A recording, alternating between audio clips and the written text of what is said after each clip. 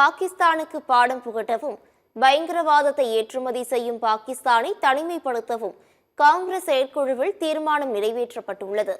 டெல்லியில் காங்கிரஸ் கட்சியின் செயற்குழு கூட்டம் அக்கட்சியின் தலைவர் கார்கே தலைமையில் நடைபெற்றது.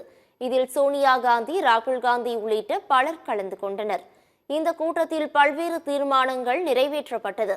அதன்படி பாகிஸ்தானுக்கு பாடம் கற்பிக்கவும், பயங்கரவாதத்தை ஒழிக்கவும் இதுவே சரியான நேரம் என தெரிவிக்கப்பட்டுள்ளது. இந்த கோழைத்தனமான தாக்குதலுக்கு பின்னணியில் உள்ளவர்கள் அதற்கான தண்டனையை அனுபவிக்க வேண்டும் என கூறப்பட்டுள்ளது.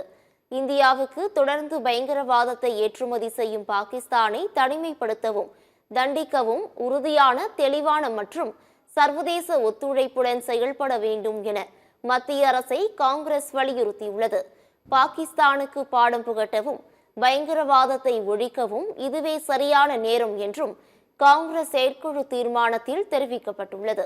மேலும் நாடு தழுவிய சாதிவாரி கணக்கெடுப்பில் தெலுங்கானா அரசின் திட்டத்தை பின்பற்ற வேண்டும் என்றும் மக்களின் கருத்துக்களையும் கேட்கவும் மத்திய அரசை வலியுறுத்தி காங்கிரஸ் செயற்குழுவில் தீர்மானம் நிறைவேற்றப்பட்டுள்ளது.